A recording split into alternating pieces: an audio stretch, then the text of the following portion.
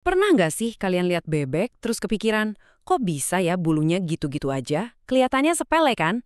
Tapi hari ini kita bakal bongkar sebuah rekayasa alam yang super canggih yang tersembunyi di setiap helai bulu bebek. Oke, kita mulai dari pertanyaan yang paling simpel, tapi jawabannya nggak sesimpel itu. Kenapa coba bebek bisa berenang santai berjam-jam, pas naik ke darat, bulunya tetap kering, rapih, dan nggak lepek sama sekali? Gimana ceritanya? Nah, sebelum kita bedah tuntas rahasianya, saya mau tantang kalian dulu. Coba deh tulis tebakan pertama kalian di kolom komentar sekarang juga. Penasaran banget nih, apa sih teori awal kalian soal ini? Oke, saya tebak sebagian besar dari kita pasti langsung mikir, oh, itu karena minyak. Dan ya, jawaban itu nggak salah kok. Tapi itu baru puncak gunung esnya. Cerita yang sebenarnya jauh-jauh lebih canggih dan lebih keren dari sekedar lapisan minyak biasa. Oke, sekarang ayo kita jadi ilmuwan sejenak. Kita akan zoom in, melihat lebih dekat keajaiban di sehelai bulu bebek. Siap-siap kaget ya, karena ini tuh kayak lihat mahakarya arsitektur di level mikroskopis. Jadi gini, bulu bebek itu punya dua lapisan utama. Ada lapisan dalam yang super halus dan lembut. Fungsinya itu persis kayak jaket winter. Dia memerangkap udara supaya badan si bebek tetap anget. Nah, di luarnya ada lapisan pelindung yang jadi perisai utamanya. Nah, disinilah bagian kerennya di lapisan luar tadi. Coba bayangin sebatang pohon deh. Ada batang utamanya, itu namanya rakis. Terus dari batang itu tumbuh cabang-cabang yang kita sebut bark. Dari setiap barb, tumbuh lagi ranting-ranting yang jauh lebih kecil, namanya barbula. Dan di ujung setiap barbulet inilah letak sihirnya.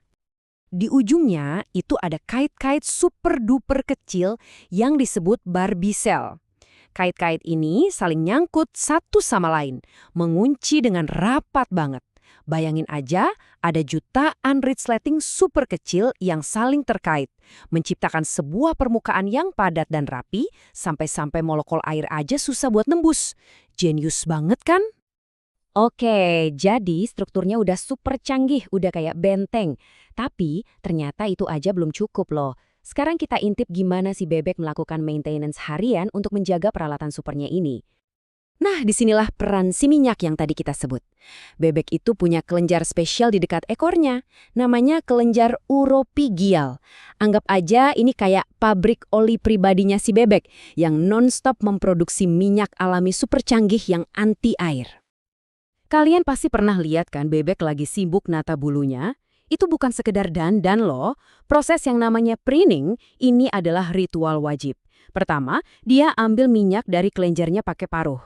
Kedua, dia olesin minyak itu secara merata ke seluruh bulunya. Dan yang paling penting, sambil ngolesin minyak, paruhnya itu juga berfungsi kayak sisir. Dia mengunci kembali resleting mikro yang mungkin sempat berantakan. Ini perawatan rutin yang super krusial. Jadi, inilah kuncinya. Bukan cuma soal struktur dan bukan cuma soal minyak, tapi kombinasi sempurna dari keduanya. Arsitektur bulu yang saling mengunci itu jadi penghalang fisik, sementara lapisan minyaknya jadi pelapis anti airnya. Ini adalah sistem pertahanan ganda yang luar biasa efektif. Tapi, sistem yang kelihatannya sempurna ini ternyata punya satu kelemahan besar. Ada satu hal yang bisa menghancurkan pertahanan canggih ini dalam sekejap. Dan sayangnya, ancaman itu datangnya dari kita, manusia. Dan ancaman terbesar itu adalah tumpahan minyak mentah di laut atau di perairan. Minyak ini adalah musuh nomor satu buat bebek dan semua unggas air lainnya. Minyak mentah ini jelas beda banget sama minyak alami si bebek. Minyak ini justru merusak segalanya. Dia bikin bulu jadi lengket, merusak total struktur resleting mikronya, dan akhirnya bikin kemampuan anti air dan insulasinya hilang seketika. Akibatnya fatal banget. Bebek bisa kedinginan sampai mati atau hipotermia, bahkan bisa tenggelam karena bulunya nggak bisa lagi memerangkap udara untuk mengapung. Ini pemandangan yang jujur menyedihkan banget. Ya, jadi kepikiran deh, kalian sendiri pernah nggak sih melihat langsung dampak polusi, entah itu tumpahan minyak atau sampah plastik, di lingkungan sekitar kalian? Kalau pernah, coba deh ceritakan pengalaman kalian di kolom komentar. Oke, ceritanya jadi agak suram ya. Tapi tunggu dulu. Justru di tengah kerapuhan ini, ada secercah harapan yang sama sekali nggak terduga. Siapa sangka bulu bebek justru bisa jadi kunci untuk teknologi masa depan yang lebih hijau. Iya beneran, material yang begitu rentan terhadap polusi minyak ini ternyata di tangan yang tepat malah menyimpan potensi luar biasa untuk membantu kita menciptakan energi yang lebih bersih. Keren kan? Dan ini bukan cuma teori loh, ini udah dibuktikan secara brilian oleh teman-teman mahasiswa kita dari ITS. Mereka lihat ada masalah sama fuel cell saat ini, di mana membran yang bernama Nafion itu kurang ramah lingkungan dan mahal. Terus apa solusi jenius mereka? Bikin membran baru dari ekstrak keratin yang diambil dari limbah bulu bebek. Tujuannya nggak main-main, mendukung target net zero emission Indonesia di tahun 2060.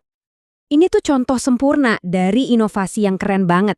Mengubah sesuatu yang tadinya cuma dianggap limbah, jadi solusi untuk tantangan energi bersih di masa depan. Salut banget. Ngomong-ngomong soal inovasi dari alam, saya jadi kepikiran deh. Selain bulu bebek, kira-kira inspirasi dari alam apa lagi ya yang menurut kalian bisa kita kembangkan jadi teknologi masa depan? Mungkin dari struktur sarang lebah? Atau kemampuan cicak menempel di dinding? Kasih ide kalian dong, yuk kita diskusi seru-seruan di komentar. Jadi gitu ceritanya. Dari pertanyaan sederhana, kenapa bebek tetap kering, kita jadi belajar soal arsitektur mikro, ancaman polusi, sampai inovasi energi bersih masa depan. Ini jadi bukti nyata kalau di sekitar kita, bahkan di hal-hal yang paling biasa, selalu ada sains luar biasa yang menunggu untuk ditemukan.